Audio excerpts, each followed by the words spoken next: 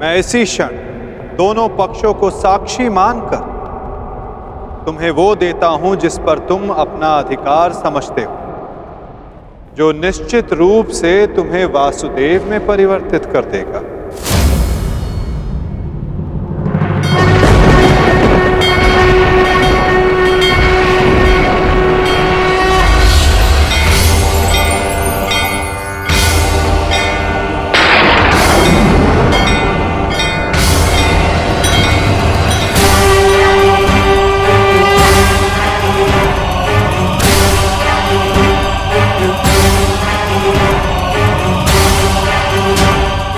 ये लो पौंड्रक, वो अस्त्र जिसका वास्तविक वासुदेव के पास होना अनिवार्य है।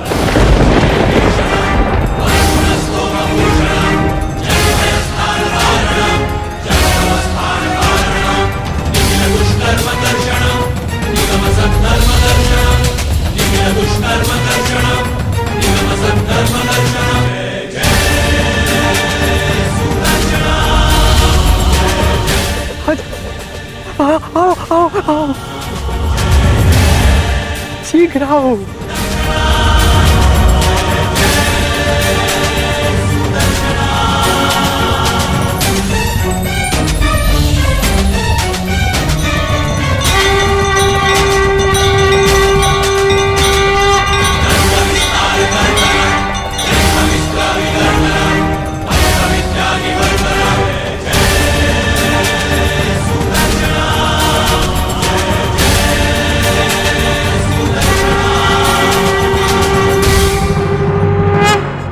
अंततः वो समय आ गया जिसकी मुझे बरसों से प्रतीक्षा थी। मुझे मेरा सुदर्शन चक्र मिल गया मुझे मेरा सुदर्शन चक्र। अब मुझे परास्त कोई नहीं कर सकता, क्योंकि मैं अब सर्वशक्तिशाली हूं। मैं वासुदेवा।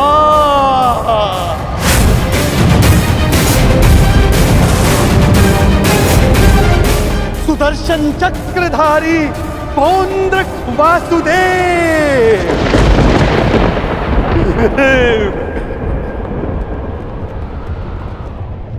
अब समझा मूर्ख सूत पुत्र कि वास्तविक वासुदेव कौन है? तेरे इस छलिए कृष्ण ने भी स्वयं यहां स्वीकारा कि वास्तविक वासुदेव कौन है। यदि अब तूने मुझ पर कोई प्रहार करने का दुस्साहस किया तो अब तू भली भांति जानता है कि मुझसे बुरा और कोई नहीं होगा। क्षण भर में वध कर दूंगा तेरा।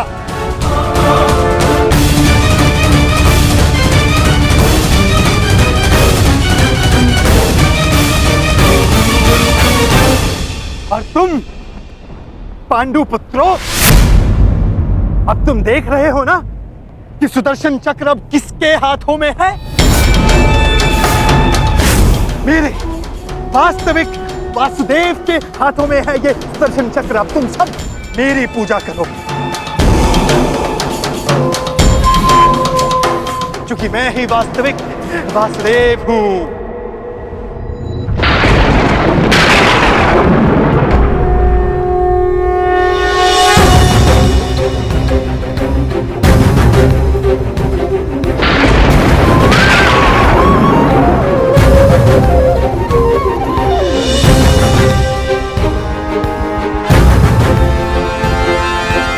चक्र का भार क्यों बढ़ता जा रहा है?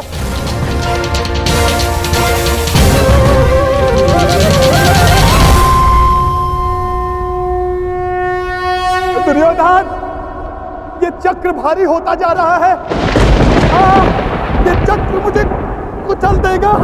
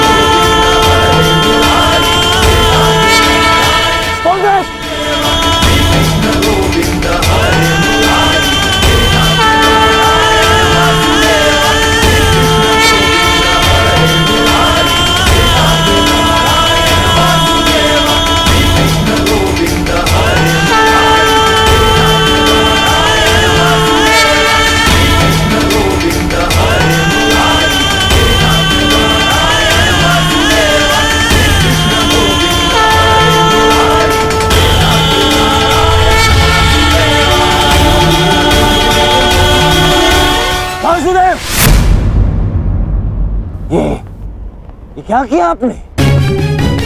बंद कर दिया, छल किया, फिर से छल किया आपने।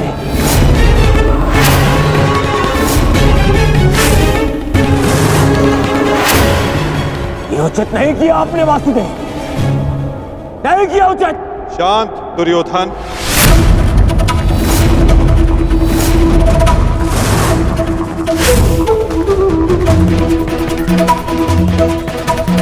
इतना क्रोधित क्यों हो रहे हो गांधारी नंदन? मैंने तो तुम्हारे मित्र को वो दिया जो वो मुझसे मांग रहा था। अब वो उसका भार नहीं सह पाया, ये मेरा दोष नहीं। औंद्रक ने अपनी मृत्यु का आवाहन स्वयं किया था दुर्योधन, और इसके लिए तुम्हें आक्रोश में आने की कोई आवश्यकता नहीं। क्रोध नहीं आएगा, क्रोध आना आवश्यक है। तुम्हें देखकर, इन पांडवों को देखकर, तुम्हारा छल देखकर,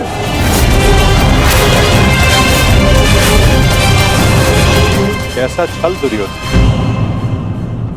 तुम्हारा मित्र पौंद्रक मेरा वेश धारण करता रहा, वो मेरी शक्ति, मुझे मिले सम्मान से आकर्षित हुआ।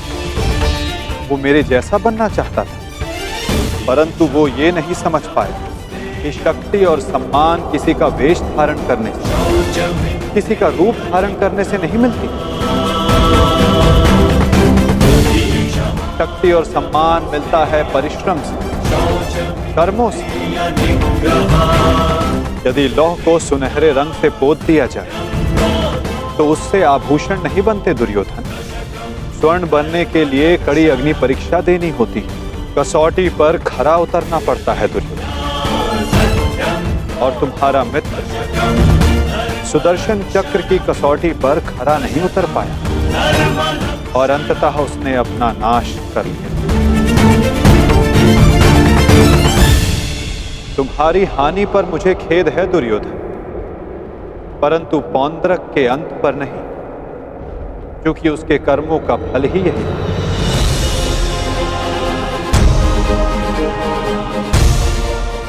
अब आज्ञा दे युवराज।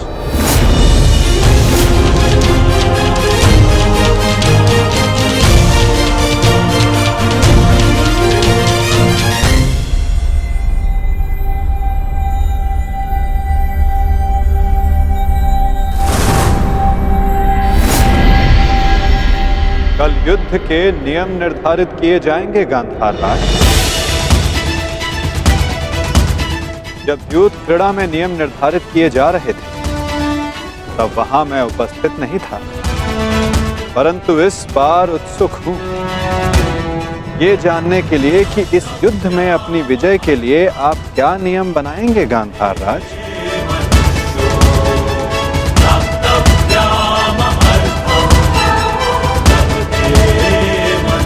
कल के सूर्य उदय की प्रतीक्षा रहेगी मुझे।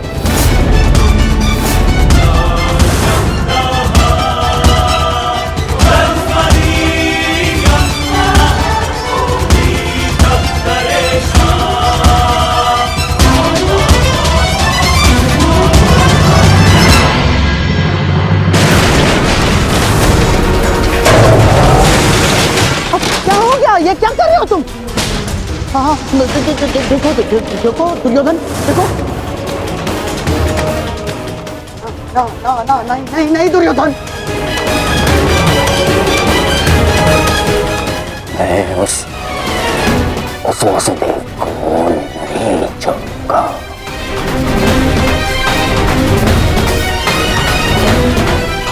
ना दुर्योधन को नहीं छोड़ूंगा।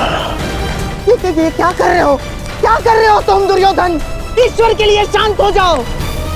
देखो कुछ नहीं होगा, मैं बता रहा हूँ, विश्वास रखो मुझ पर। आप शांत हो जाइए, अन्यथा मैं आपको शांत कर दूंगा। नहीं, देखो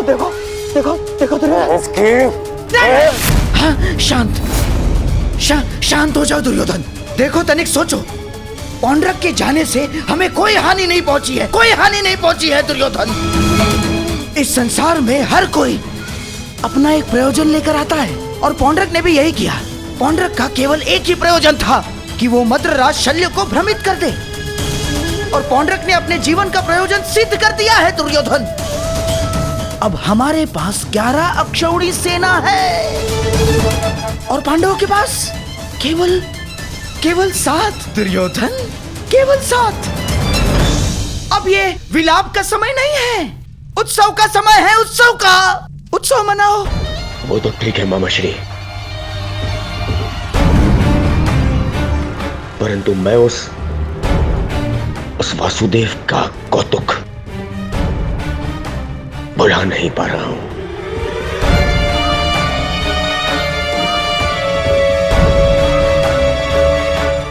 हाँ हाँ, देखो सब ठीक हो जाएगा दुर्योधन। हाँ?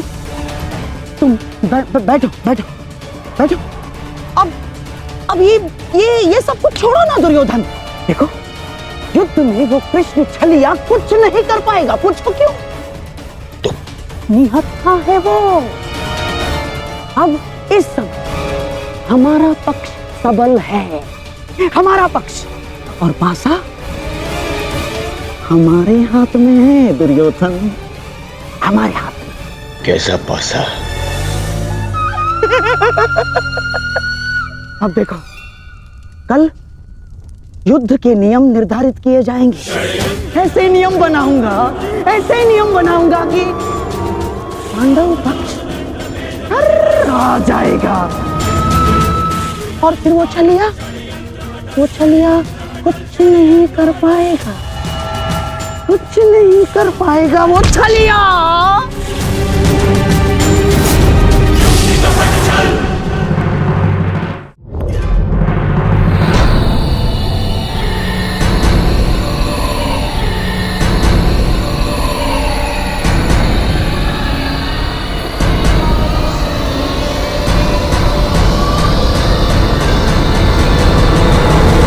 तो सभा में उपस्थित सभी महायोद्धाओं को शकुनी का प्रणिपात स्वीकार हो। जैसे कि हम सब जानते हैं कि हम सभी एक महायुद्ध में भाग लेने जा रहे हैं, परंतु बड़े खेद के साथ एक बात सूचित करना चाहूंगा इस सभा में। जैसे कि हम अर्थात कौरवों पर हमेशा से सदा से लांछन लगते आ रहे हैं, आरोप लगते आ रहे हैं कि हम छल करते हैं, हम कुचक्र करते हैं, हम षड्यंत्र रचते हैं, है ना वासुदेव? चाहे वो युद्ध हो या द्यूत। इसीलिए आपके मन से वो भ्रम निकालने के लिए इस खुली सभा का आवाहन किया गया है। तो वासुदेव, क्या आपकी अनुमति है? एक चतुर गुरु जब गुरुकुल से कुछ समय के लिए बाहर जाए तो वो आश्रम के सबसे योग्य शिष्य को उसका उत्तरदायित्व कभी नहीं देता। वो आश्रम के सबसे नटखट शिष्य को ही इसका उत्तरदायित्व सौंपता है। क्योंकि जब बिलाव को माखन की रखवाली के लिए स्वयं बिठा दिया जाए तो किसका साहस कि वो माखन चुरा सके। अर्थात आपको भी अनुमति अवश्य है गांधार राज।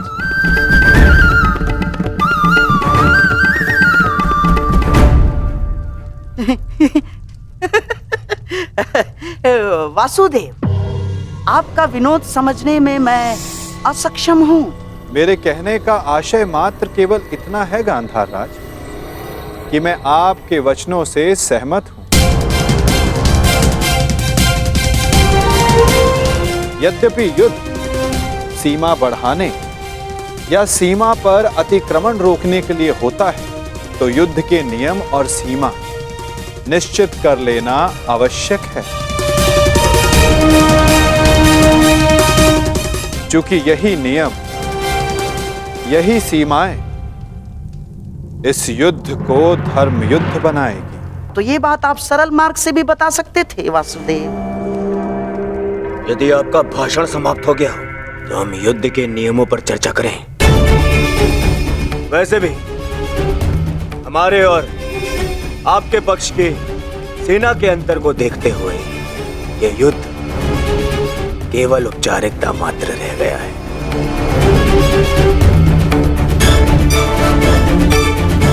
नियम बने या ना बने, हमारी विजय निश्चित है।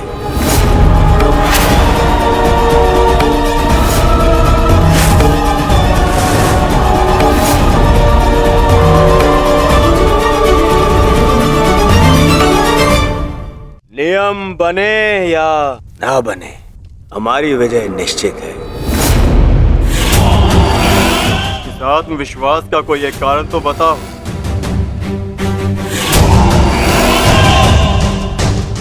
था दुर्योधन? मैं एक नहीं, दो नहीं, तीन कारण बताता हूं, जो समझ आए चुन लेना।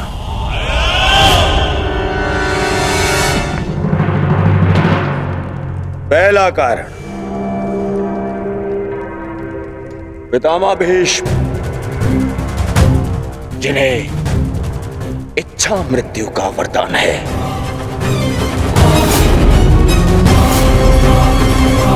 दूसरा कारण,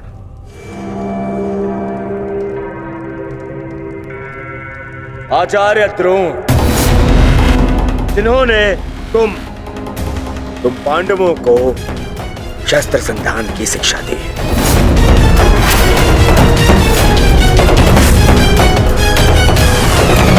क्या इनके धनुष को काट सकने का समर्थ है तुम में से किसी के पास भी? इनका समर्थन भी मेरे पास में। तीसरा कारण,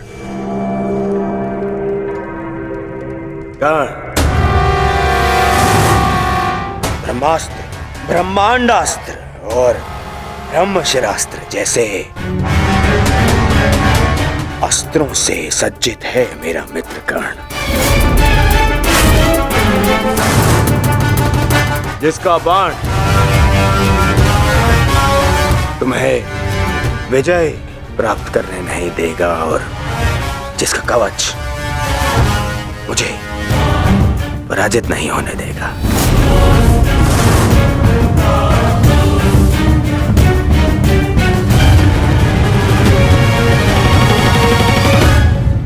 इसके अतिरिक्त मामा शकुनी, जिनकी कूटनीति का तोड़ तुम में से किसी के पास नहीं है। हा? मामा श्री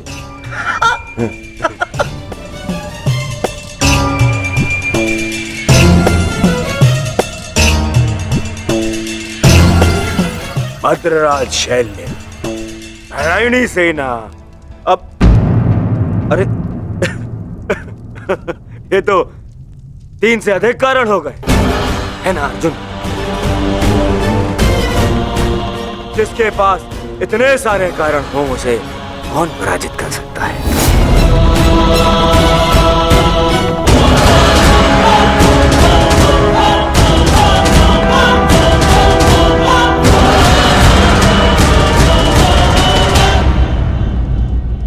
विजय और पराजय का निर्णय तो युद्ध के अंतिम दिन होगा हस्तिनापुर युवराज।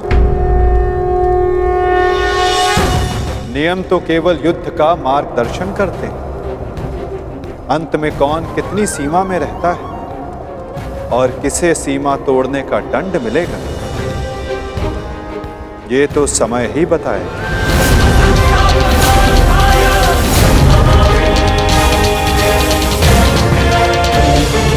नियम तो केवल युद्ध का मार्गदर्शन करते हैं। अंत में कौन कितनी सीमा में रहता है और किसे सीमा तोड़ने का दंड मिलेगा, ये तो समय ही बताएगा। उचित है वासुद, परंतु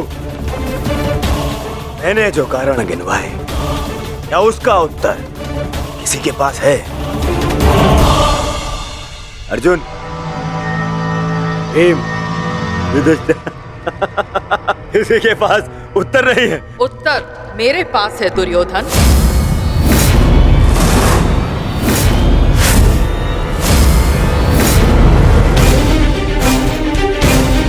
मैं नया जन्म लेके आऊंगी भीष्म, तुमसे प्रतिशोध पूर्ण करने।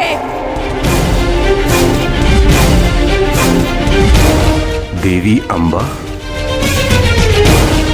प्रतीत होता है गांधारी नंदन युद्ध को भी युद्ध समझ बैठे हैं। युद्ध के पासे भले ही किसी एक के संकेत पे पड़ते हो, परंतु युद्ध के पासे कभी भी पलट सकते हैं। उत्तम विचार द्रुपद नंदिनी, परंतु एक बात समझ में नहीं आई। आप यहाँ क्या कर रही हैं? यहाँ युद्ध के नियम बन रहे हैं, आभूषण नहीं। मेरे आभूषण मेरे अस्त्र है गांधार नरेश। रहा आपके प्रश्नों का उत्तर कुमार दुर्योधन, तो मैं आपको बता दूं कि पांडव पक्ष में आपके हर योद्धा की काट है। तुम्हारे कवच कुंडलधारी मित्र कर्ण का उत्तर है द्रोण शिष्य पशुपतास्त्रधारी कौन्तेय अर्जुन। आपकी अगली सुरक्षा पंक्ति आचार्य द्रोण। तो कदाचित आप भूल रहे हो तो मैं आपको स्मरण करा दूं कि मेरे भाई धृष्टद्युम्न का जन्म द्रोण का वध करने के लिए हुआ है। रही बात आपके प्रिय मामाश्री की, नारायणी सेना की, तो मैं आपको बता दूं स्वयं नारायण पांडवों के मार्गदर्शक है। और शेष रहे आपके कुशल अनुभवी सेनापति गंगा पुत्र भीष्म, तो उन्हें मुक्त करने के लिए मैं स्वयं आप सबके सामने खड़ी हूं।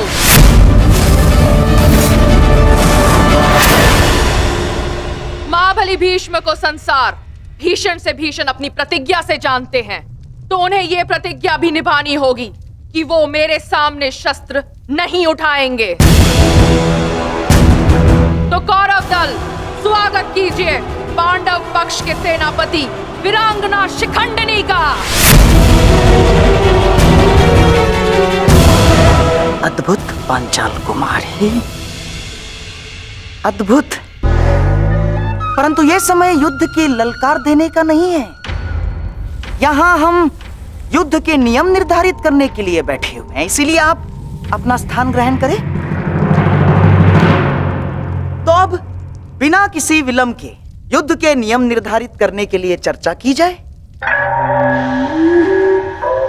जैसे कि कुरुकुल की रीति रही है कि सदैव सबको समान अवसर दिया जाए, इसीलिए युद्ध के नियम निर्धारित करने के लिए भी हम कौरवों की तरफ से सभी उपस्थित महायोद्धाओं को नियमों का सुझाव देने का समान अवसर दिया जाएगा।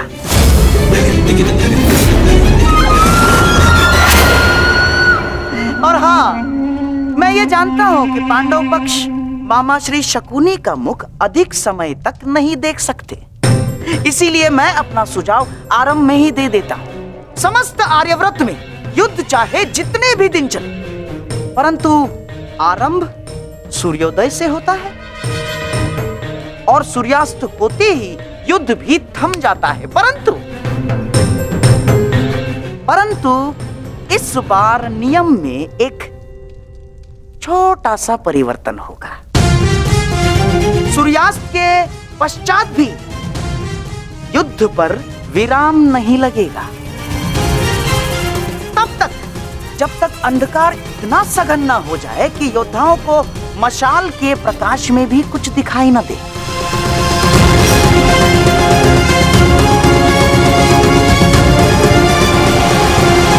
स्वीकार है, परंतु स्मरण रहे मामाश्री, यह नियम सब पर प्रभावी होगा। जब तक अंधकार में मैं देखने में असक्षम न हो जाऊं, मैं प्रहार करता रहूंगा। और स्मरण तो आपको है कि अंधकार में भी अर्जुन अपने लक्ष्य से कभी नहीं चूकता। मेरा भी एक सुझाव है। युद्ध में घायल या लड़ने में असमर्थ या निरस्त्र हुए योद्धा पर विपक्षी प्रहार नहीं करेगा। अति उत्तम मित्र, हमें स्वीकार है। अद्भुत अंगराज, आपका न्याय दर्शन तो सराहनीय है। हमें आपका ये नियम स्वीकार है। समान पद वाले योद्धा समान पद के योद्धाओं से द्वंद्व करेंगे। रथी रथी से द्वंद्व करेंगे, महारथी महारथी से द्वंद्व करेंगे, अश्वरोही से अश्वरोही द्वंद्व करेंगे और गजरोही से गजरोही द्वंद्व करेंगे। एक योद्धा केवल एक योद्धा से युद्ध करेगा। गुट बनाकर कोई भी किसी एक पर आक्रमण नहीं करेगा। किसी के पीठ पीछे कोई प्रहार नहीं करेगा।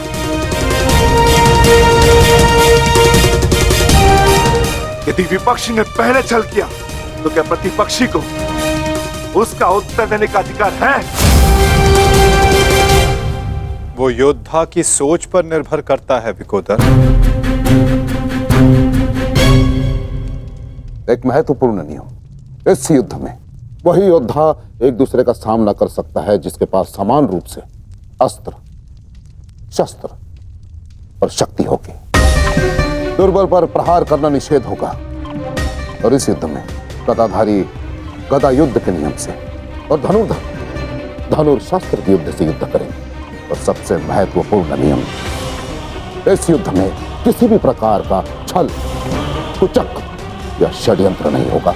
स्मरण रहे। हमें स्वीकार है।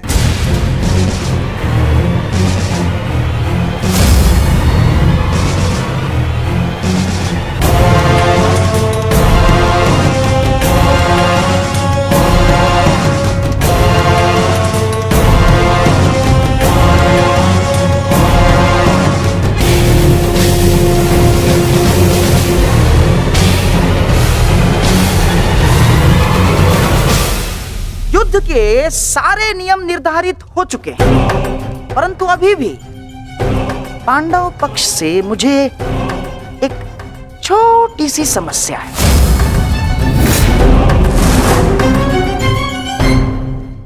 युद्ध के सारे नियम निर्धारित हो चुके हैं, परंतु अभी भी पांडव पक्ष से मुझे एक छोटी सी समस्या है। कैसी समस्या गंधार राज? धर्मराज ना, अर्थात ये युद्ध समान पद, बल, शक्ति और हम पुरुषों के मध्य हो रहा है, तो आपके दल में एक स्त्री क्या कर रही है?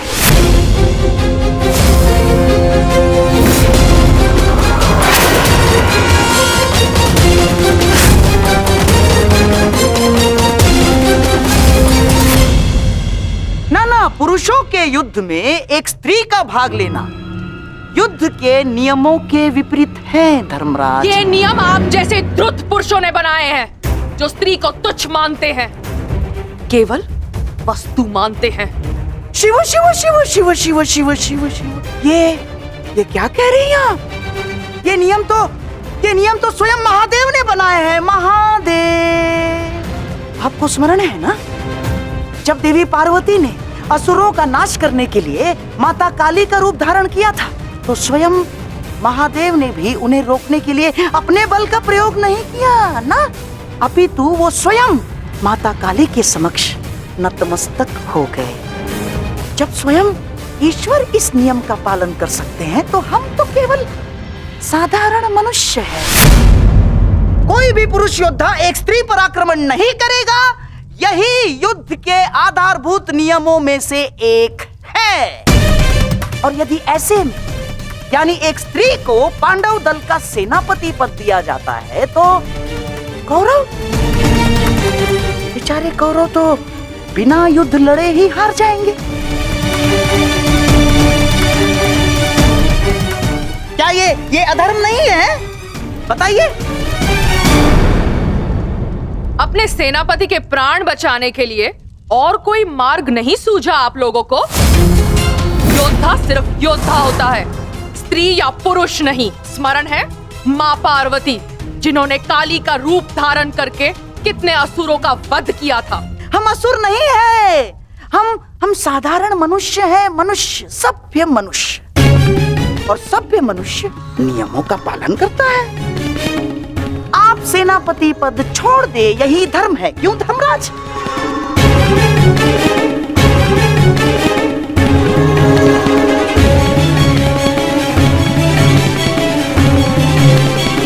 हाँ, तो सबके समक्ष युद्ध के सभी नियम निर्धारित हो चुके हैं। हाँ, परंतु अभी भी किसी के मन में शंका कुशंका हो तो यहाँ अपने विचार प्रकट कर सकते हैं।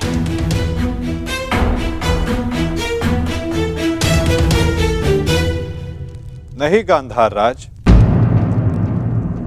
इस सभा में बनाए सभी नियम और उपनियम हमें स्वीकार है।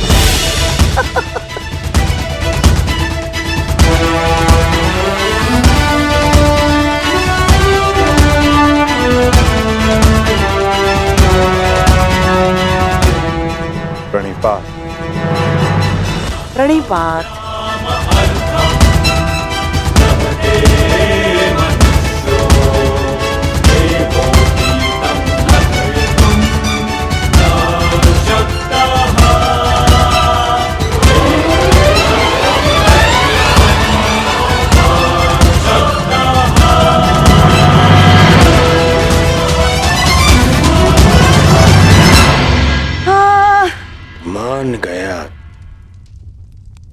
मान गया क्या रणनीति थी मामाश्री।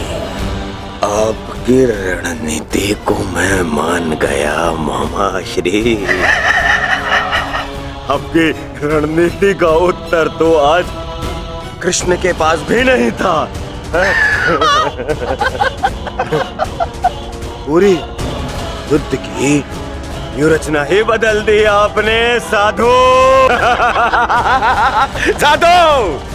परंतु सुनो, अब ये साधुवाद देने में समय व्यर्थ ना करो दुर्योधन। हमें केवल ये युद्ध आरंभ ही नहीं करना है, अपितु इस युद्ध को जीतना भी है। और युद्ध में विजय प्राप्त करने के लिए अनुकूल परिस्थितियां बनानी पड़ती हैं।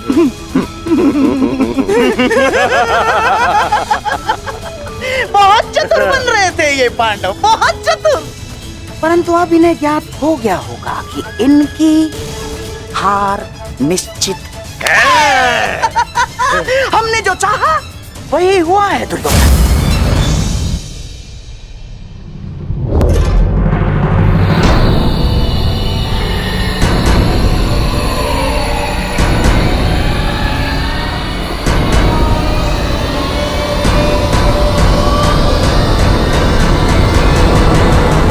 आधी ना अपनी कायरता गंगा पुत्र। फिर से मौन रहकर तुमने अपने इच्छा मृत्यु के वरदान को लंबा कर दिया। फिर से अपनी दृष्टि झुकाकर तुम्हें लगता है कि तुमने अंबा के प्रतिशोध को झुका दिया।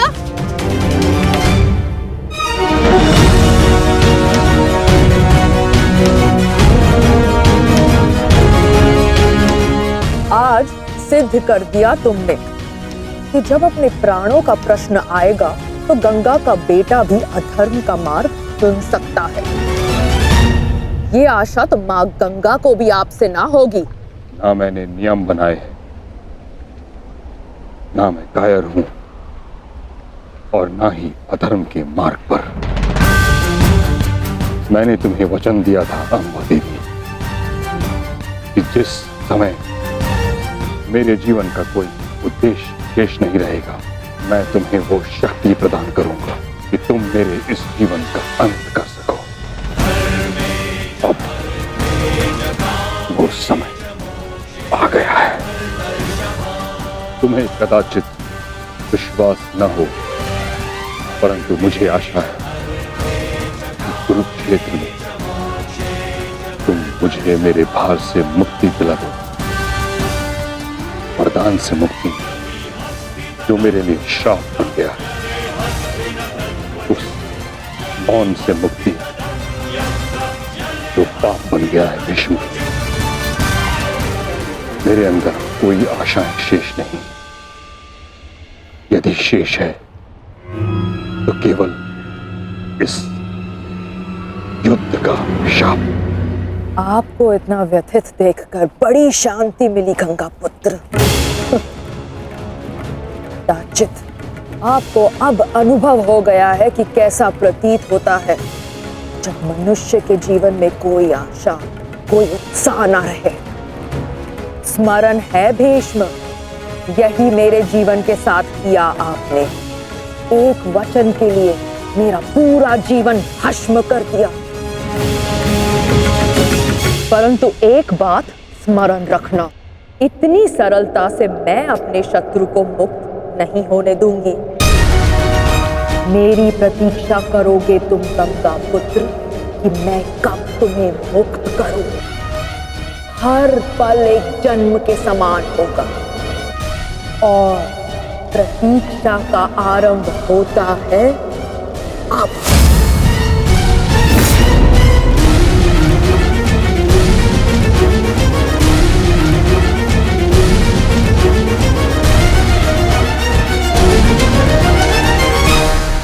मैं उन्हें नहीं छोड़ूंगा ज्येष्ठ। उन्होंने हमारे साथ छल किया है।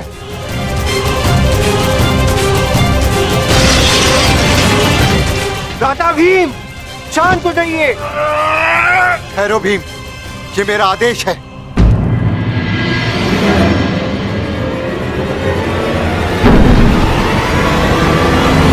क्रोध केवल तुम्हें नहीं आ रहा है, रक्त हम सबको उबल रहा है। एक और हमारे ही मामा श्री को छल के कारण हमारे विरुद्ध युद्ध करना पड़ रहा है, और दूसरी ओर बड़ी ही चतुरता से उन्होंने शिखंडिनी को युद्ध से दूर कर दिया। यह समय क्रोध का नहीं, कर्म का है।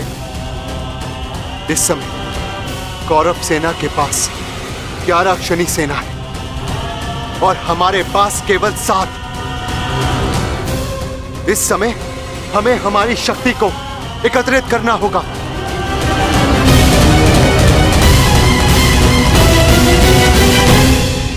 वासुदेव, क्या हम कभी भी कौरवों से न्याय की आशा नहीं रख सकते? गांधार राज और दुर्योधन से तो हम न्याय की आशा नहीं रख सकते, परंतु अंगराज कर्ण से, दानवीर कर्ण से आशा अवश्य की जा सकती है।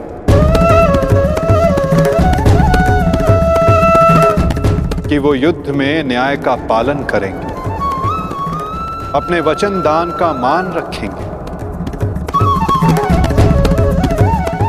हम सब ने देखा कि अंगराज ने कौरवों के पक्ष में होते हुए युद्ध के लिए कैसे न्याय संगत नियम बनाए। परंतु वासुदेव, वो दुर्योधन के विरुद्ध कभी नहीं जाएगा, और उस दुर्योधन से मुझे न्याय की कोई आशा नहीं। कायरों की भांति हमारी सैन्य शक्ति को छिन्न भिन्न करने लगा है। ज्येष्ठ, बहुत हो गई सभा, बहुत बनकर नियम, अब बस। अब समय आ गया है उस दुर्योधन को उचित उत्तर देने का। ठहरो भीम,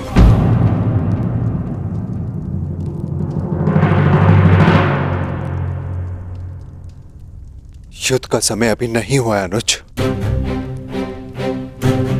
ज्येष्ठ, मैं तो केवल आपकी आज्ञा का पालन करने चाह रहा हूं। आपने तो कहा था ना कि समय अपनी शक्ति एकत्रित करने का है, तो बस मैं वही करने चाह रहा हूं। मैं अपने पूरे परिवार को इस महायुद्ध में सम्मिलित करने चाह रहा हूं। मैं अपने पुत्र महाकाय घटोत्कच और उसके साथ ही राक्षसों, वीरों को अपनी सेना में सम्मिलित करने जा रहा हूं।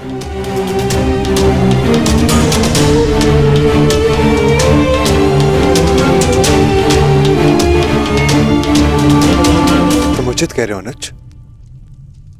तुम्हें शीघ्र अतिशीघ्र यहां से प्रस्थान करना चाहिए।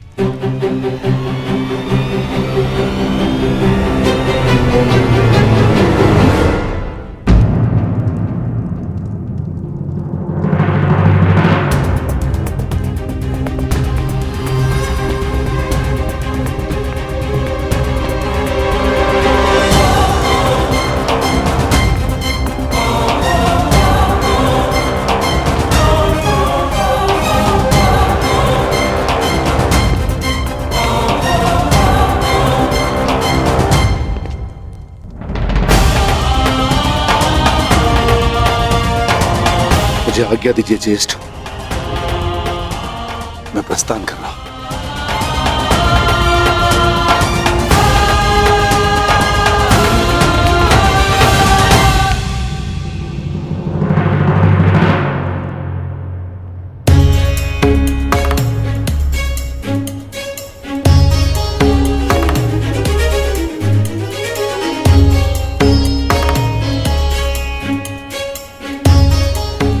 प्रणिपात वासुदेव, मैं अपने पुत्र को लेने जा रहा हूं, आशीष दीजिए।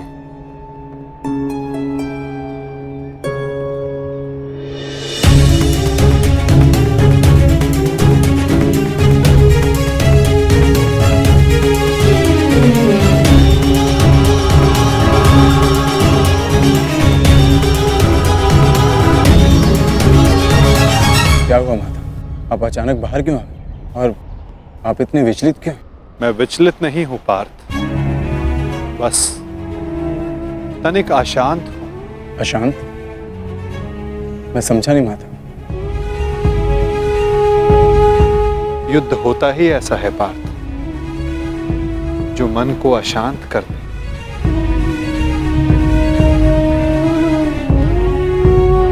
समय एक बहती धारा के समान होता है पार्थ। धारा का स्वर हमारे मन को आनंदित करता है, परंतु ये आवश्यक नहीं कि उस धारा का स्वर सदैव हमारे मन को आनंदित ही करे, उसे विचलित ना करे। फिर ये विचलन क्यों माता?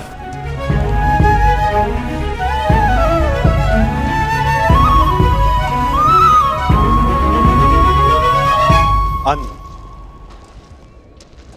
सागर में जब तरंग उठती है तो वो उत्साह से भरी होती है पार्थ, और जब वही तरंग गिरकर अपना अस्तित्व खो बैठती है तब मन विचलित हो जाता है कि कदाचित वो तरंग और ऊंचा जा सकती थी, कदाचित उसका प्रारब्ध कुछ और हो सकता था।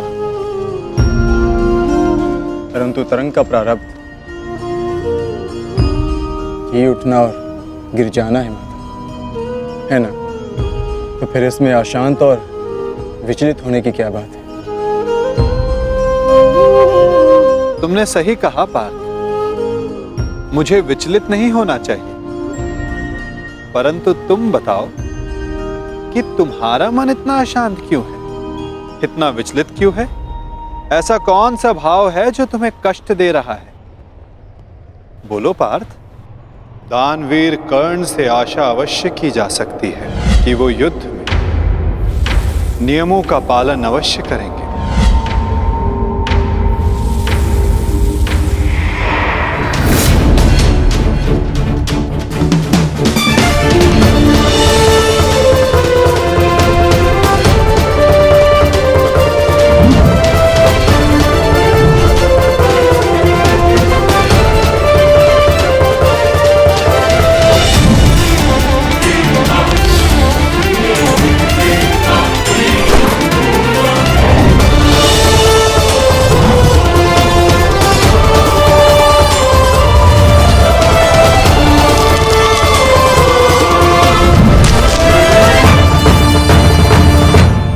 वाह, कितना अद्भुत धनुधर है ये।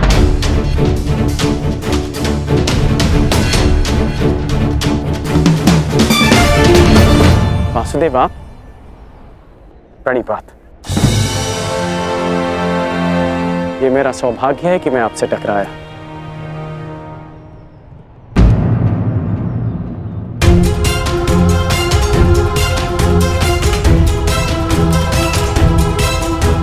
सौभाग्य और दुर्भाग्य के लिए धन्यवाद और तानों का पात्र समय होता है अंगराज, मनुष्य नहीं।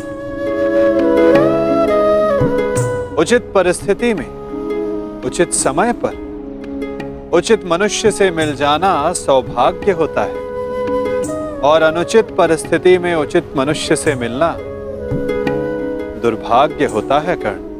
आपका टकराना तो उचित ही होता है वासुदेव, इसलिए यह सौभाग्य होता है। आज्ञा दीजिए। प्रणिपात।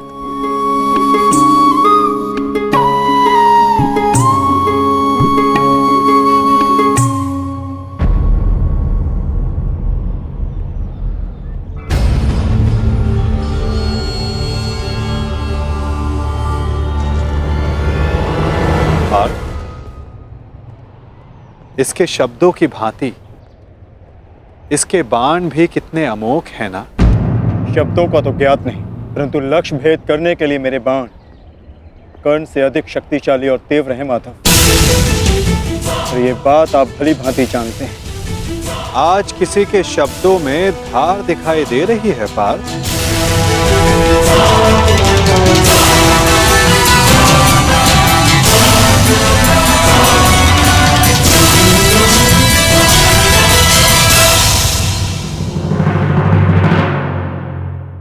पार्थ, इसके शब्दों की भांति इसके बाण भी कितने अमोघ हैं ना।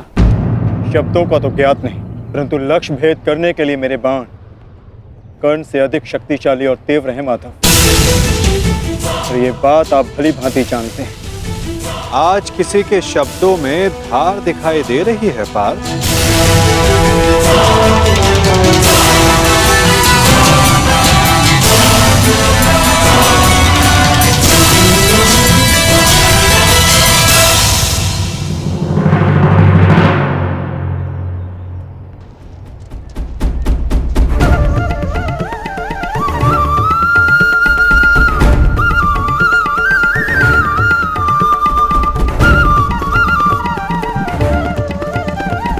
अब बता भी दो अपने सखा को, ऐसी कौन सी बात है जो प्रतिपल तुम्हें और अधिक अशांत किए जा रहे हैं पार्थ।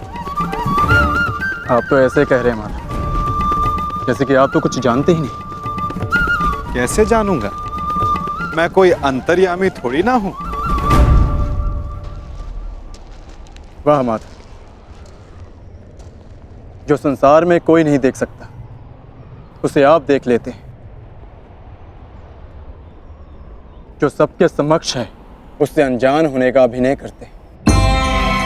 आप भली भांति जानते हैं इस बात को मैं इतना व्यग्र क्यों हूं। क्यों आपके विचारों पर, आपके समय पर उसका अधिकार है। क्यों माधव, क्यों?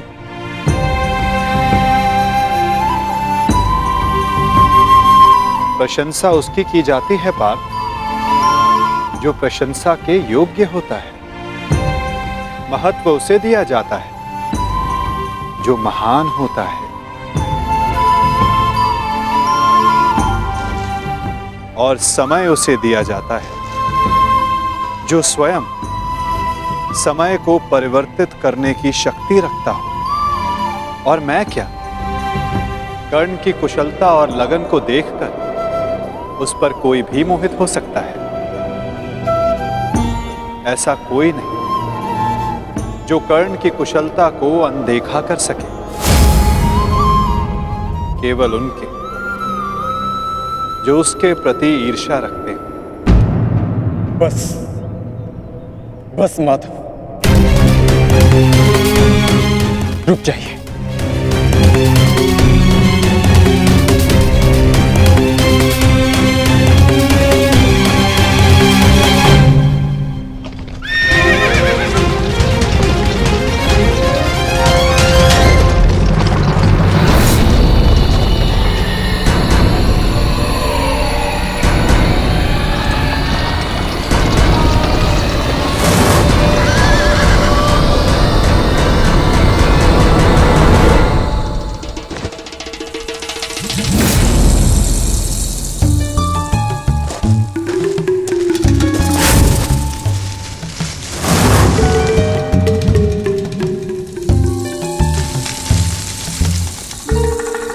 कौन है वहां? कौन है जो मेरा पीछा कर रहा है? यदि साहस है तो सामने आ। आपको लगता है कि मुझे कर्ण से ईर्ष्या है, परंतु मुझे कर्ण से ईर्ष्या क्यों होगी माता? मैं भी मानता हूँ कि वो एक महान धनुर्धारी है और इस बात का मैं सम्मान भी करता हूँ, इसलिए उसके साथ अपना अधूरा द्वंद्व पूर्ण करना चाहता हूँ। परंतु माता, आप कैसे भूल सकते हैं वो अर्जुन ही था जिसने विराट युद्ध में कर्ण को पराजित किया था। वो अर्जुन ही था जिसने कर्ण के रहते हुए पांचाली के स्वयंवर को विजित किया था।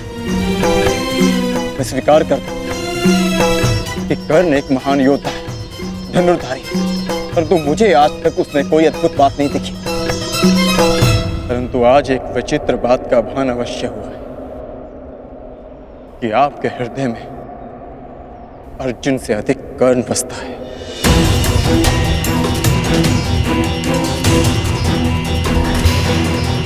पार्थ,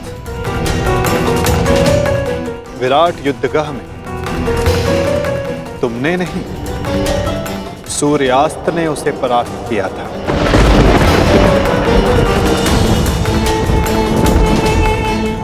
पांचाली के स्वयंवर एक सूत के प्रति क्षत्रियों के दीर्घाह ने जीता।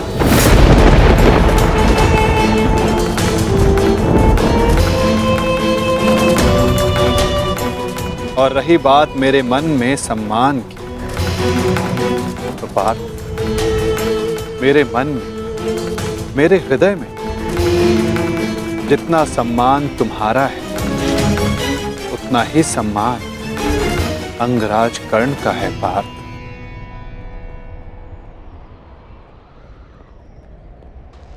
जलधारा की शक्ति का अनुमान उसकी सतह को देखकर नहीं लगाया जा सकता। पार्थ, जलधारा की शक्ति उसके भीतर छिपे उथल तरंगों में होता है। पार्थ, जिसका अनुमान समय आने पर सबको हो जाता है। सत्य सदैव वो नहीं होता पार्थ जो सबको दिखाई देता है। सत्य वो भी होता है जो हमारी दृष्टि देख नहीं सकती।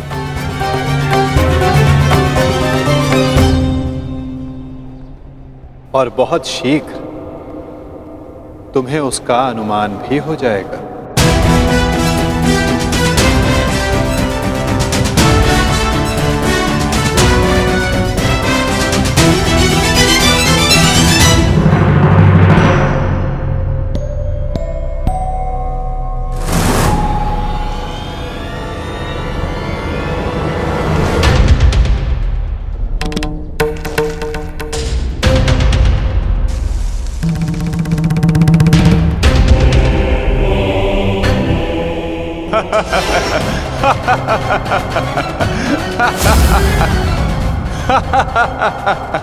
कौन हो तुम?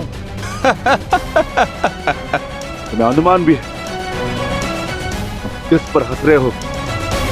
जानते हो मैं कौन हूं? तो मेरा नाम क्या है? बता दीजिए ना भद्र। आपका रूप देखकर तो भय लगता नहीं, कदाचित आपका नाम इतना भयंकर हो जिसे सुनकर मेरी हंसी चली जाए। तुम जानते हो मैं कौन हूं? यदि मैंने अपना परिचय दे दिया तो तुम श्वास भी नहीं ले पाओगे। और यदि मैंने आपके कर्मों का दंड दे दिया तो आप अपना नाम भी भूल जाएंगे भद्र।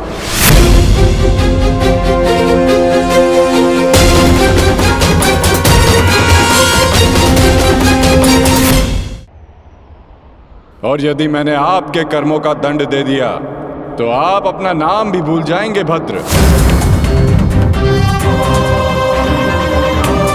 जिस भांति आप पौधों और वनस्पति को अपने पांव तले कुचलते चले जा रहे हैं, स्पष्ट है कि निसर्ग के प्रति आपको कोई सम्मान नहीं है।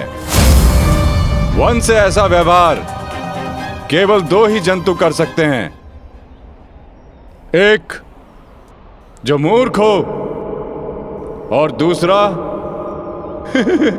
कोई वानर हो। इसीलिए सोच रहा हूं कि आप कोई मूर्ख है या फिर कोई वानर।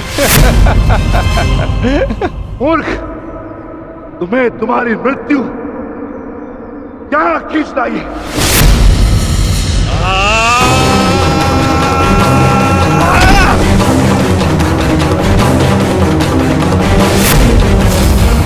बड़ा चतुर बनता है, तुझे अभी मैं सिखाता हूं कि बड़ों के साथ कैसे व्यवहार करना चाहिए। कुछ भी सीखने के लिए मैं सदा प्रस्तुत हूं भद्र, आगे बढ़िए।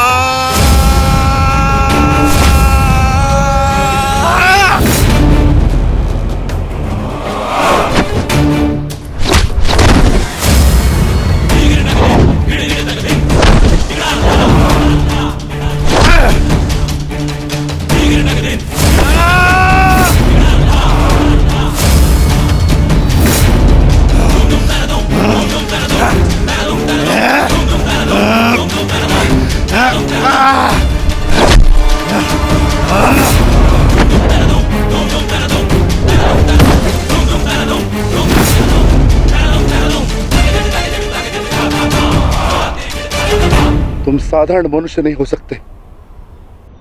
कौन हो? कौन हो तुम?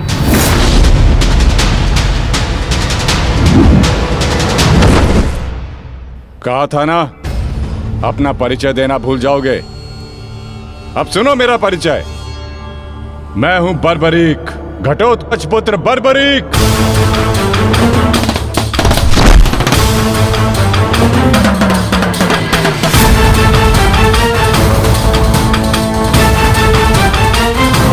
बालक, अपना परिचय देने से पूर्व मेरा नाम तो जान लेते।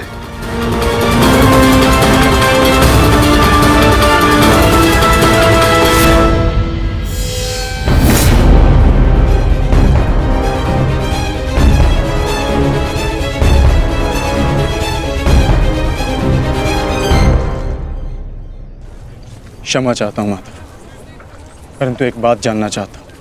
ऐसा क्या है उस कर्ण में जो वो कर सकता है और वही सब उससे अधिक कुशलता से मैं कर सकता हूं? अवश्य पार्थ,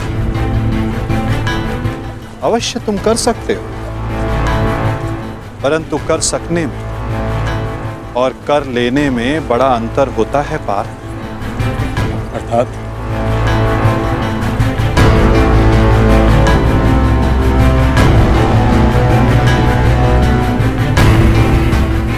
शब्द और अर्थ के फेर में मत पड़ो पार्थ, उससे कोई लाभ नहीं होता।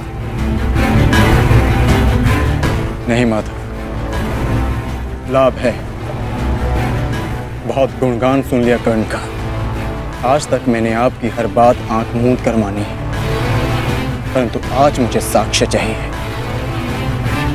प्रमाण चाहिए कि कर्ण श्रेष्ठ क्यों है। तुम्हें पूर्ण विश्वास है पार्थ कि तुम प्रमाण पाना चाहते हो?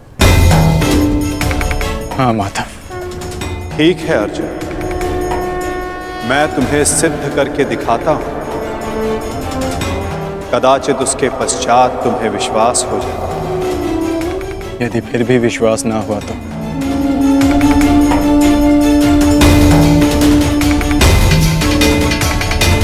मैं वचन देता हूं पार्थ, कर्ण की प्रशंसा तो दूर, तुम्हारे समक्ष उसका नाम तक नहीं लूंगा।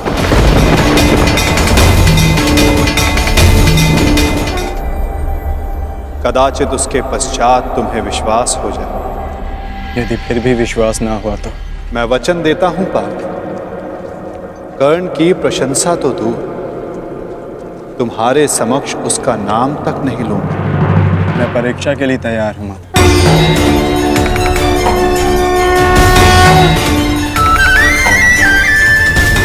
उन दो पर्वतों को देख सकते हो पार्थ?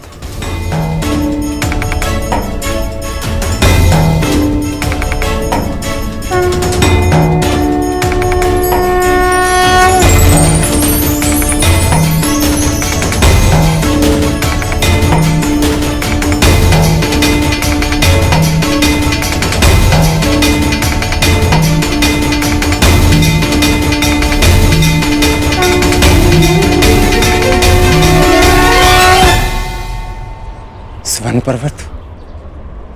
हाँ पार्थ, अब ये दोनों पर्वत स्वर्ण में परिवर्तित हो चुके हैं।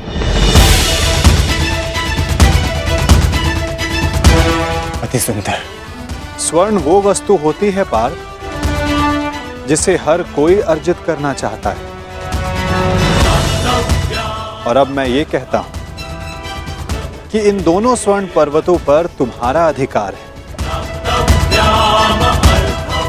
और मैं ये चाहता हूं कि इन दोनों स्वर्ण पर्वतों को समान मात्रा में बांटकर इन ग्राम वासियों में दान कर दो।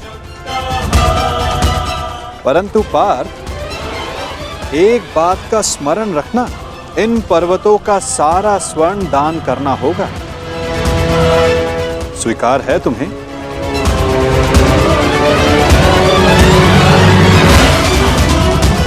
मुझे स्वीकार।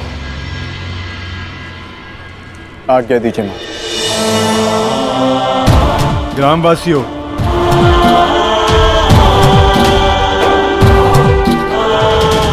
मैं पांडु पुत्र अर्जुन ये घोषणा करता हूं, ये दोनों स्वर्ण मेरु समान मात्रा में विभाजित करके आप सबको दान में दिए जाएंगे।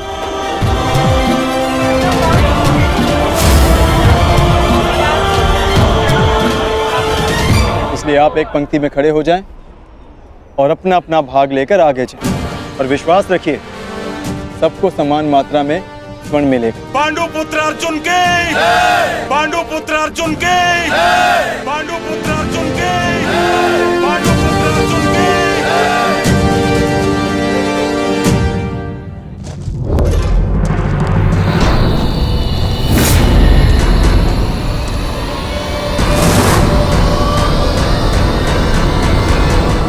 ये क्या है पुत्र?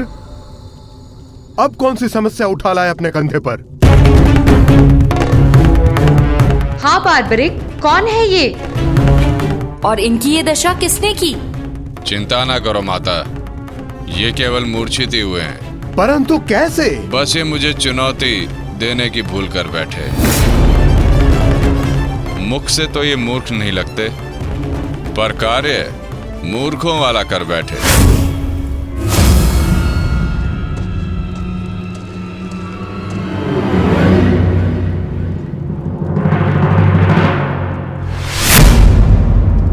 पिताश्री, पिताश्री, पिताश्री, पिताश्री, पिताश्री, मारवी, पानी लेके आओ। क्या हुआ पिताश्री? क्या हुआ? ये क्या अनर्थ कर डाला तुमने? तुम्हें पता भी है ये कौन है? ये पिताश्री है मेरे, तुम्हारे पितामह मध्य पांडव महाबली भीम है ये, जिनका सम्मान करना चाहिए उन पर प्रहार कर उनको अपमानित कर दिया। लज्जा आती है मुझे कि तुम मेरे पुत्र हो। हाँ, जो तुमने किया वो मूर्खता नहीं, पाप है।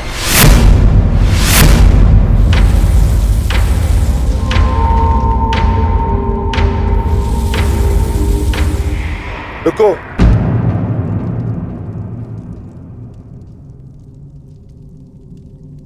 पिताश्री, मैं अपने मूर्ख पुत्र की ओर से क्षमा मांगता हूं। क्या ये मेरा पौत्र है? पाणिपात पितामह, अपनी उद्दंडता पर मैं लज्जित हूं।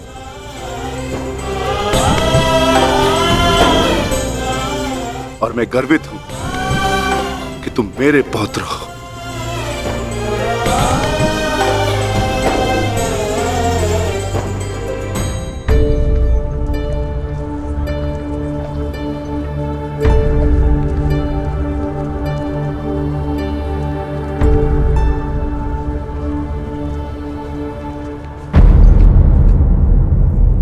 जिस भीम को जरासंध भी परास्त नहीं कर पाया, उसे धूल चटाकर बार्बरिक ने यह सिद्ध कर दिया वो कुशल योद्धा है। मैं बहुत प्रसन्न हूं ये जानकर कि तुम्हारी धमनियों में मेरा रक्त बह रहा है। जीते रहो पुत्र। आज बहुत समय के पश्चात तुमसे द्वंद्व करके मुझे बहुत आनंद आ गया।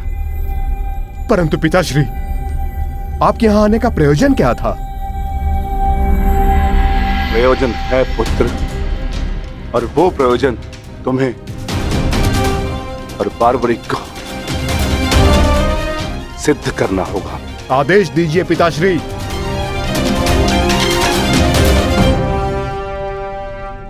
कौरवों और हमारे मध्य महायुद्ध आरंभ होने वाला है। तुम मेरे वंश के वीर हो।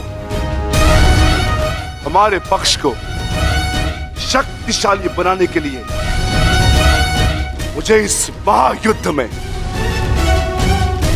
मेरे परिवार की आवश्यकता है। मुझे मेरे कुशल और बलवान पुत्र और पौत्र की आवश्यकता है। क्या तुम मेरा साथ दोगे? हम आपके आदेश के अनुपालन के लिए प्रस्तुत हैं पितामह। इस युद्ध में आपके लिए प्राण देना हमारे लिए गर्व की बात होगी। मेरा परिवार मेरे साथ है तो इस महायुद्ध में हमारी विजय निश्चित है।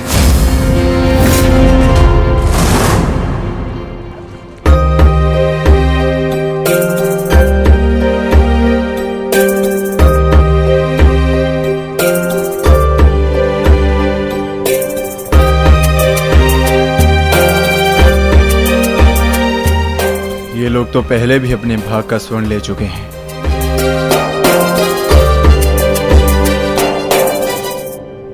ये लीजिए माते। पुत्र, ये युद्ध संसार के इतिहास का सबसे भीषण युद्ध है। क्या तुम्हें भय नहीं लग रहा? माते, क्या आपको अपने पुत्र पर विश्वास नहीं है? मैं एक योद्धा हूँ और मेरा जन्म एक दैत्य परिवार में हुआ है। युद्ध से भयभीत होना न एक योद्धा का धर्म है और न ही दैत्य का गुण। आपके पुत्र का कौशल युद्ध में निसंदेह महत्वपूर्ण साबित होगा। मैं नहीं जानता कि कौन उचित है और कौन अनुचित, कौन दोषी और कौन पीड़ित। मैं युद्ध लड़ूंगा तो केवल न्याय के लिए। अपने रण कौशल, प्रतिभा और साहस से सबको आश्चर्यचकित कर देगा आपका पुत्र। मुझे तुम पर गर्व है पुत्र। मैंने स्वयं को वचन दिया है माते कि युद्ध में मैं निर्बल पक्ष की ओर से ही लड़ूंगा। चले पुत्र। अवश्य पिताश्री।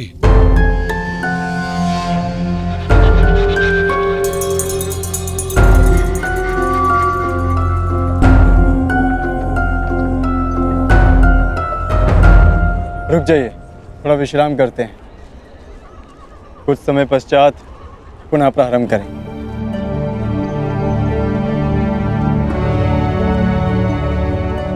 क्षमा चाहता हूँ माधव, परंतु मैं ये जानना चाहता हूँ कि आपकी ये परीक्षा कब समाप्त होगी। अभी तक तो मैं आधा पर्वत भी नहीं बांध पाया और थकान सा अनुभव कर रहा हूँ। पार्थ, अभी तो तुम्हारी परीक्षा का आरंभ हुआ है और तुम इतना शीघ्र थक गए।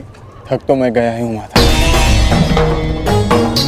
परंतु पराजय स्वीकार नहीं करूंगा। क्षमा चाहता हूँ माता, परंतु अभी तक मुझे आपकी इस परीक्षा में आपका उद्देश्य समझ नहीं आया। ठीक है पार्थ, मैं तुम्हें अपना उद्देश्य बताता हूं। इस कहानी का दूसरा कोण तुम्हारे समक्ष लाता हूं। अब तुम्हें स्वर्ण नहीं बांटना है, बस यहां खड़े रहकर जो कुछ भी घटित होगा उसका साक्षी बनना है।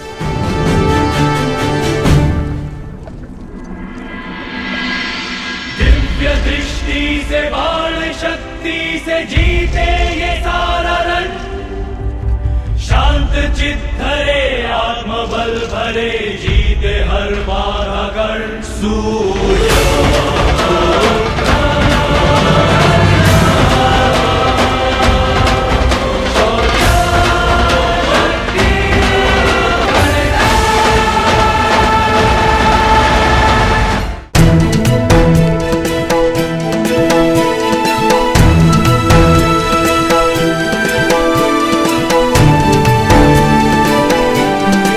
प्रणिपात वासुदेव।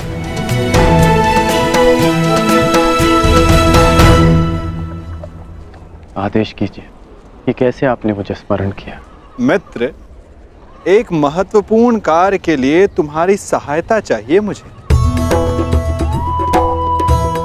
बड़े समय से इस कार्य को पूर्ण कैसे करूं, उसके विषय में सोच रहा था, तो तुम्हारा स्मरण हुआ है। और मुझे पूर्ण विश्वास है कि तुम्हारे अतिरिक्त इस कार्य को और अधिक उत्कृष्टता से कोई नहीं कर सकता। ये मेरा सौभाग्य है कि आपने मुझे अपना मंतव्य पूर्ण करने के लिए योग्य समझा। वो तो स्वर्ण पर्वत देख सकते हो मित्र।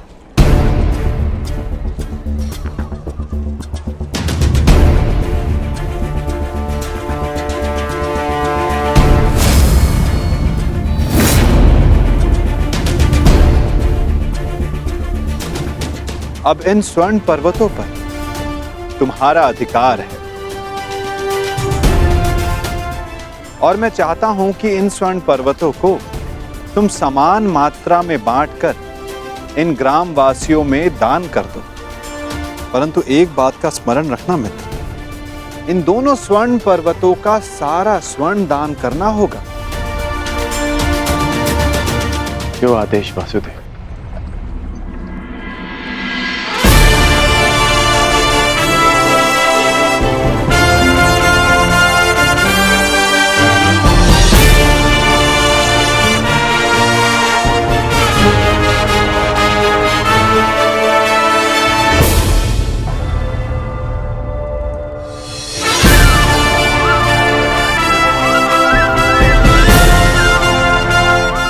मैं सभी ग्रामवासियों से निवेदन करता हूं कि ये दोनों स्वर्ण पर्वत अब आपके अधीन है।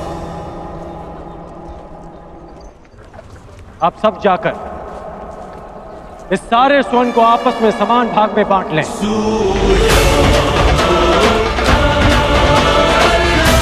जाइए।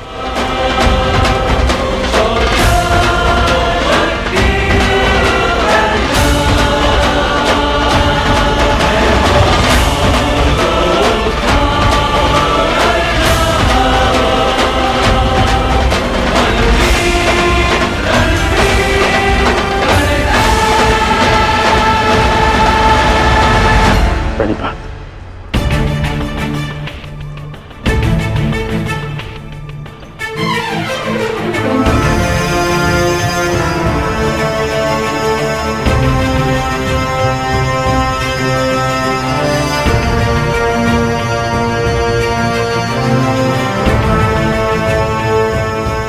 तुम्हें ये स्वर्ण इन ग्राम वासियों में बांटना था,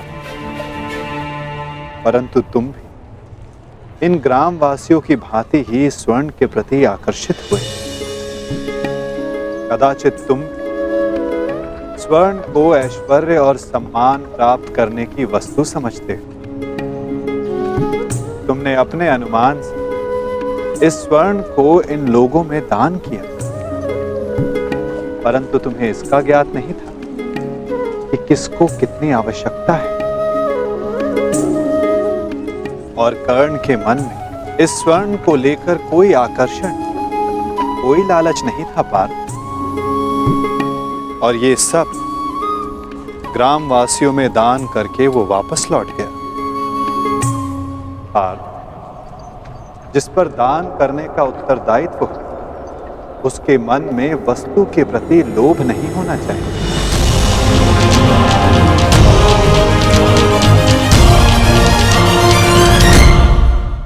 तुम्हारे मन में ये इच्छा थी कि तुम्हारा न्यायपूर्वक ये स्वर्ण दान करने के लिए ये लोग तुम्हारी प्रशंसा करें। और कर्ण के मन केवल कर्म करने की इच्छा थी पार्थ, फल पाने की नहीं। ये वितरांग गुण, ये विरक्ति मनुष्य का लक्ष्य पाने की, उसका दान करने के संकल्प को दर्शाता है। एक समय था पार्थ कि तुम केवल चिड़िया की आंख को देखते थे, परंतु आज तुमने केवल चिड़िया की आंख को नहीं, पूरी चिड़िया को देखा। उसकी चाह पूर्ण करने की राह को देखा। और यही अंतर है तुम में और कर्ण में पार्थ। वही अंतर जो एक सामान्य मनुष्य और विशेष मनुष्य में होता है। मैं आपका तात्पर्य समझ गया माता, और ये भी समझ गया कि आपके हृदय में कर्ण का स्थान मेरे स्थान से ऊपर क्यों है। नहीं पार्थ, ऐसा नहीं है। तुम भी मेरे लिए अत्यधिक प्रिय हो, परंतु जैसा कि मैंने पहले भी कहा, जितना प्रेम, जितना सम्मान मेरे हृदय में कर्ण के लिए, उतना ही प्रेम, उतना ही सम्मान तुम्हारे लिए भी मेरे हृदय में है पार्थ। परंतु कर्ण के प्रति मैं तुम्हारा दृष्टिकोण बदलना चाहता हूं। जिस प्रकार, जिस दृष्टि से मैं कर्ण को देखता हूं, उसी दृष्टि से तुम्हें भी दिखलाना चाहता हूं पार्थ। मैं तुम्हें केवल ये बताना चाहता था पार्थ कि क्यों कर्ण को दानवीर कर्ण के नाम से जाना जाता है। मैं समझ गया माता, आप धन्य हैं।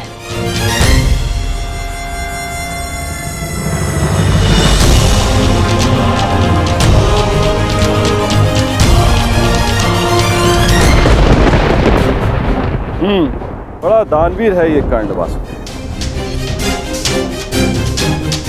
आपकी परीक्षा तो पूर्ण हो गई,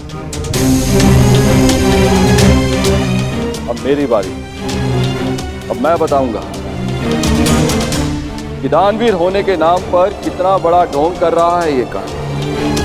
अब केवल अर्जुन को ही नहीं, पूरे संसार को ज्ञात होगा ये सूर्यपुत्र कर्ण कितना महान दानवीर है।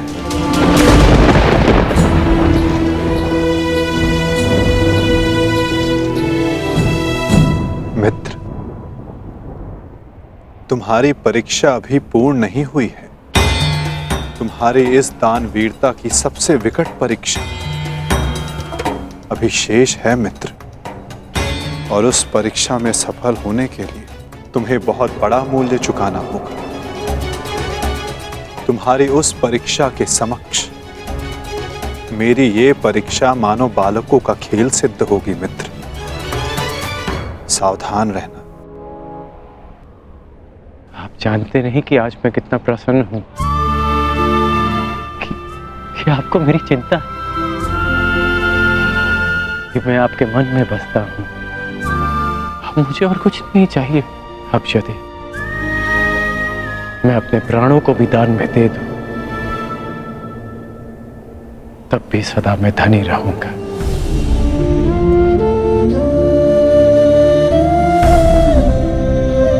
बड़ी बात वासुदेव।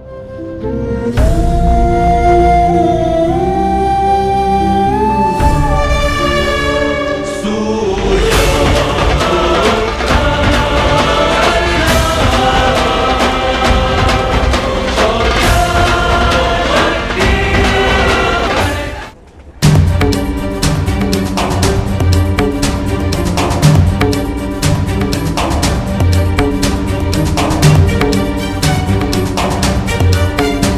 हुआ माधव? कुछ हुआ नहीं पार्थ, परंतु शीघ्र ही होने वाला है। पार्थ, प्रतीत होता है कि तुम्हारे भ्राता विकोदर वापस लौट आए हैं। जाओ, जाकर अपने अग्रज का स्वागत करो।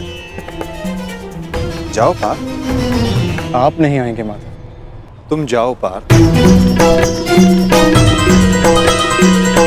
मैं कुछ समय पश्चात आता हूं।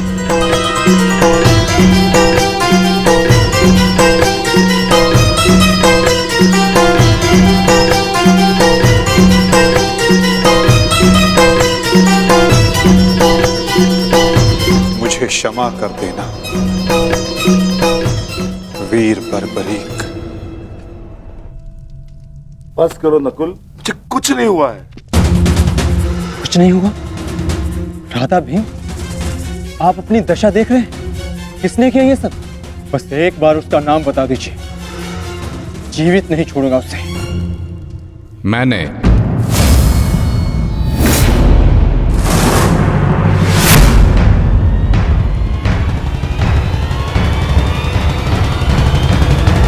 कौन हो तुम दुशासी? आपका पौत्र पितामह।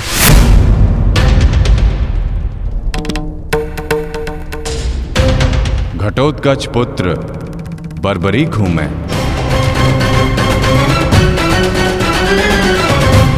इसकी मार से जो चिन्ह मेरे शरीर पर पड़े हैं, इसका अर्थ तुम समझते हो अर्जुन?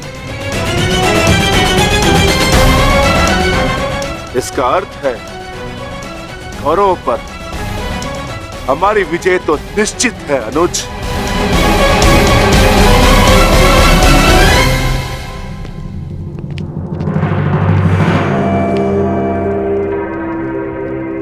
बार्बरिक बल और युद्ध कौशल दोनों में सर्वश्रेष्ठ है। इस महायुद्ध में इसका सामना कोई नहीं कर पाएगा और मुझे विश्वास है कि बार्बरिक अकेला ही इस महायुद्ध को समाप्त करने में सक्षम है। तो ये तो बहुत प्रसन्नता की बात हुई।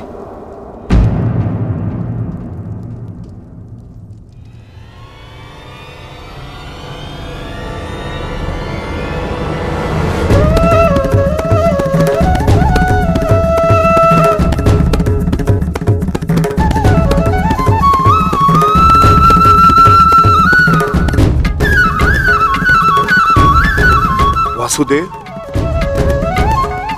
ये मेरा पौत्र बार्बरिक है। बार्बरिक, ये मेरे भगवान कृष्ण।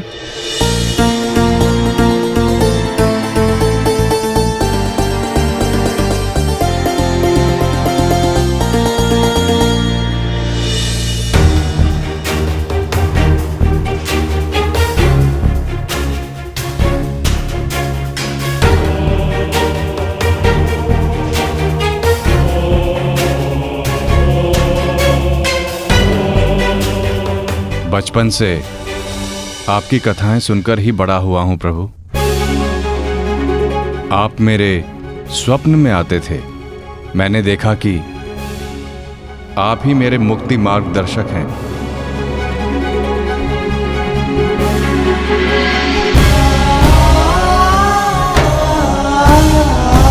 आप ही मुझे मेरे परम लक्ष्य तक पहुंचाएंगे ना प्रभु?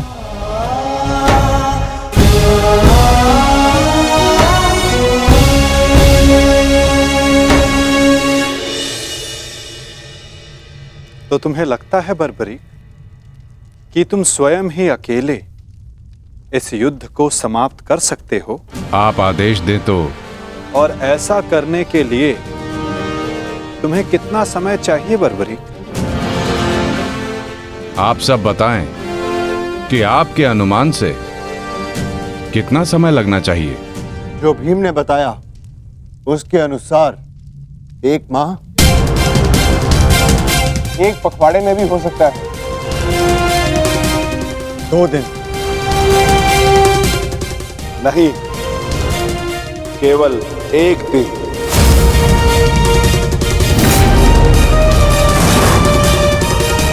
बताओ बात बड़ी। सही उत्तर क्या है? किसी का नहीं काकाश्री।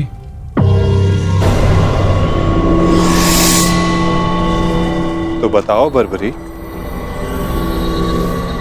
कितना समय लगेगा तुम्हें? केवल उतना जितना 3 बाणों का संधान करने में लगता है।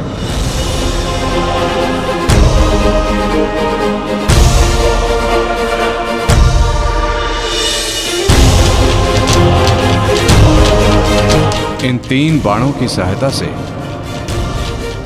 मैं इस युद्ध को 3 पल में समाप्त कर सकता हूं।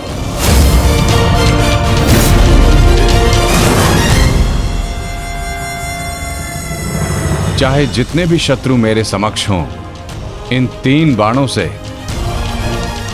मैं सभी का नाश कर सकता हूं।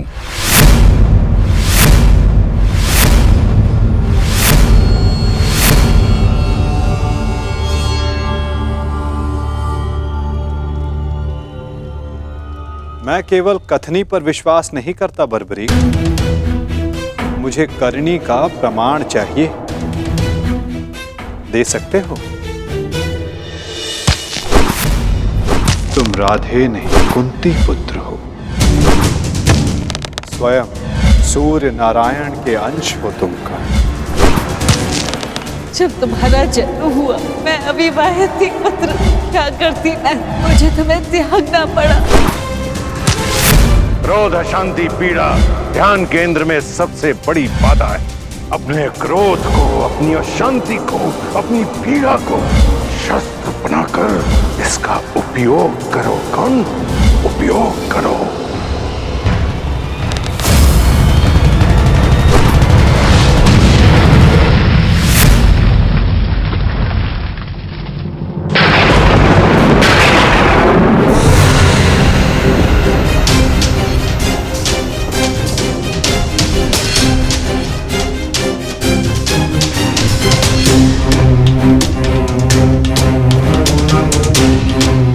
मैं इंद्र हूं, देवराज इंद्र। सूर्य को भी अपने नियंत्रण में कर सकता। तो तुम क्या हो?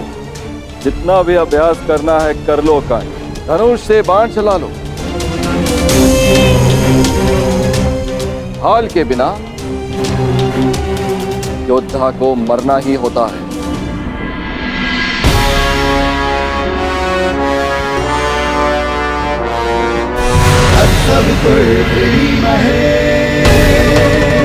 ये आपकी भूल है इंद्रदेव।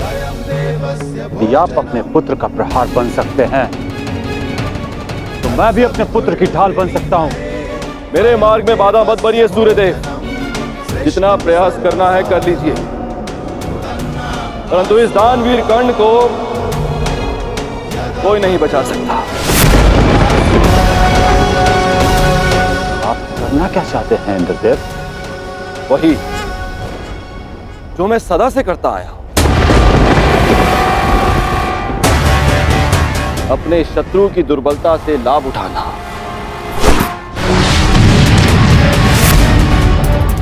मैंने सुना है कि सूर्य उदय के समय यदि कर्ण से कोई दान मांगे तो वो अस्वीकार नहीं करता, मांगने वाले को निराश नहीं करता, दान अवश्य देता है। अर्थात कर्ण की दुर्बलता उसकी दान वीरता है और उसकी शक्ति वो कवच और कुंडल। तो जन्म से ही उसके लिए आपका आशीर्वाद है। जब एक ब्राह्मण दान में उससे वो कवच कुंडल मांगने जाएगा तो इस संसार को पता चलेगा कितना महान है ये सूर्य पुत्र कर्ण। यदि दान दिया तो मेरे पुत्र अर्जुन के हाथों अपने प्राण खोएगा, और यदि नहीं दिया तो मेरे हाथों सम्मान। सूर्यदेव, इन दोनों ही परिस्थितियों में मुझे तो देवराज इंद्र की ही होनी। यह धर्म है इंद्रदेव। कवच और कुंडल कर्ण को उसके पिता का दिया हुआ उपहार है। यदि आपका पुत्र मेरे पुत्र को पराजित करने में असमर्थ है तो इस भांति आप एक बहुत ही नीच कार्य करेंगे। यह अनुचित है। इसमें अनुचित क्या है सूर्यदेव? आपने अपने पुत्र कर्ण की रक्षा के लिए उसे कुंडल और कवच दी है। मैं अपने पुत्र अर्जुन की रक्षा के लिए वो कुंडल और कवच छीन लेना चाहता हूं। मैं ऐसा कदापि होने नहीं दूंगा। वो तो आपकी क्षमता पर निर्भर करता है सूर्यदेव। आप जो करना चाहते हैं आप करने के लिए स्वतंत्र हैं।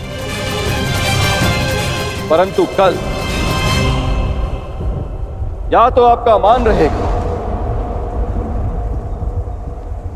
या आपके पुत्र को आपका दिया हुआ उपहार। मेरा पुत्र है वो सूर्यपुत्र कर्ण। शीघ्र ही आपको अपनी भूल की अनुभूति हो जाएगी। कल प्रातः संसार पर सूर्य का प्रकाश पड़े या ना पड़े, परंतु ज्ञान का प्रकाश आपकी बुद्धि पर अवश्य पड़ेगा।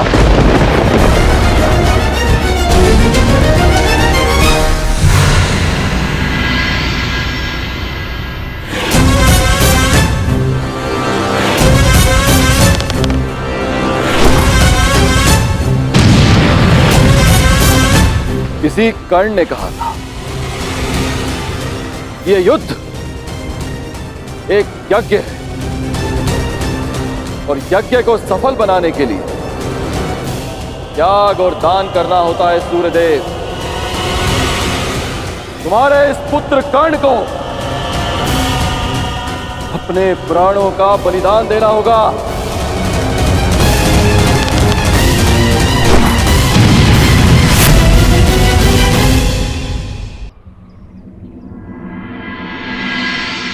मुझे ये बाण मेरी आराध्य देवी ने दिए हैं प्रभु। इन बाणों के लक्ष्य पर जो शत्रु होगा उन सभी का नाश हो जाएगा प्रभु।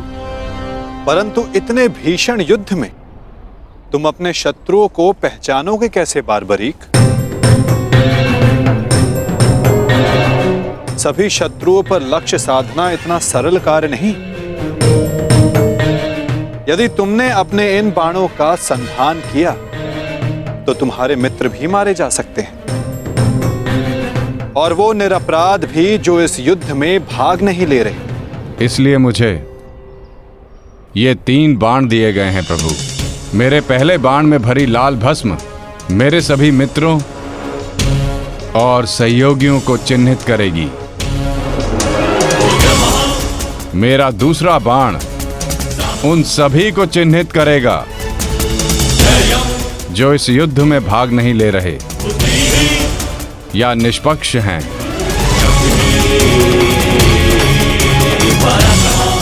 और ये तीसरा बाण एक क्षण में उन सभी का अंत कर देगा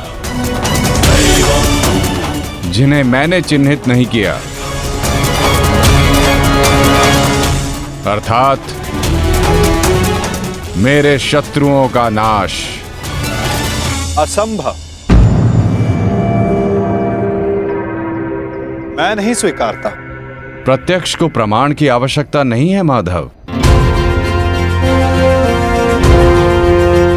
मैं यहां हूं, आप यहां हैं, और मेरे बाण भी।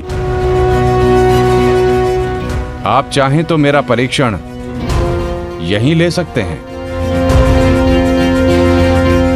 बस लक्ष्य बताएं। तो ठीक है बारबरीक, लक्ष्य भी तुम्हारे समक्ष प्रस्तुत है।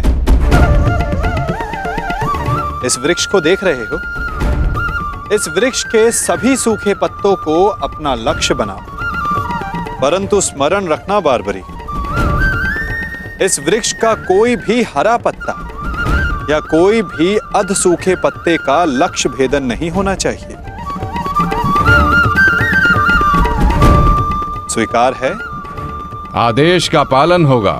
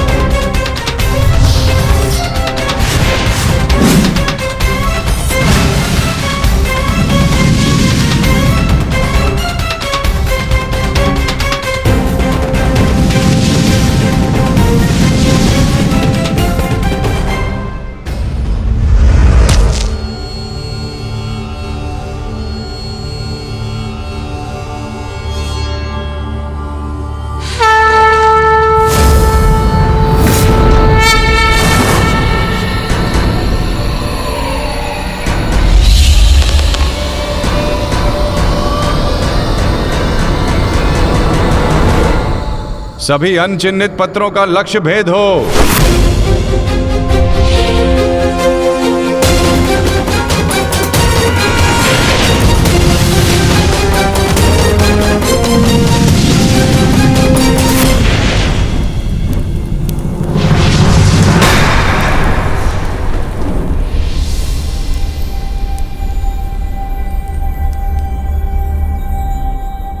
प्रतीत होता है कि कोई सूखा पत्ता शेष रह गया है बारबरीक।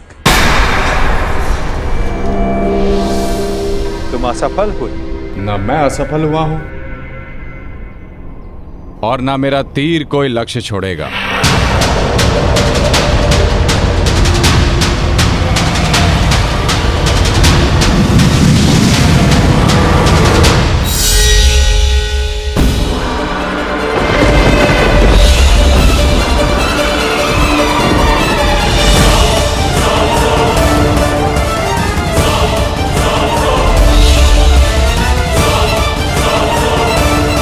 आपके चरण मेरे बाण के लक्ष्य के मध्य में आ रहे हैं प्रभु। आपसे निवेदन है कि आप अपने चरण हटाइए प्रभु, अन्यथा ये आपके चरण को भेद देगा। तो क्या ये बाण अपना लक्ष्य भेदने के लिए मेरे पांव पर आघात कर सकता है? जी प्रभु, शीघ्र अपने चरण हटाइए।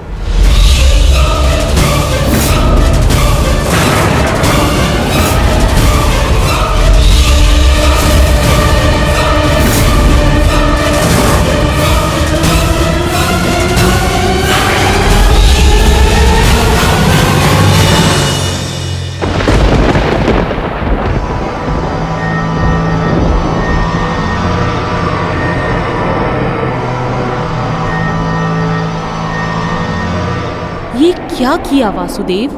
मेरा वरदान था कि ये बाण कभी लक्ष्य चूकेंगे नहीं। मैं वासुदेव आपके वरदान का मान अवश्य रखूंगा।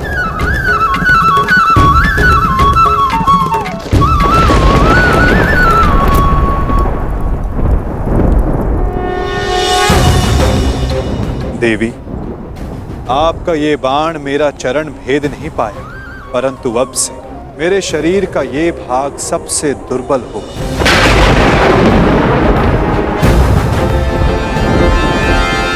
और अब कोई भी बाण मेरे इस स्मरण स्थल को भेद पाएगा। ये मेरा वचन है देवी, और यही मेरे इस देह को त्यागने का कारण बनेगा।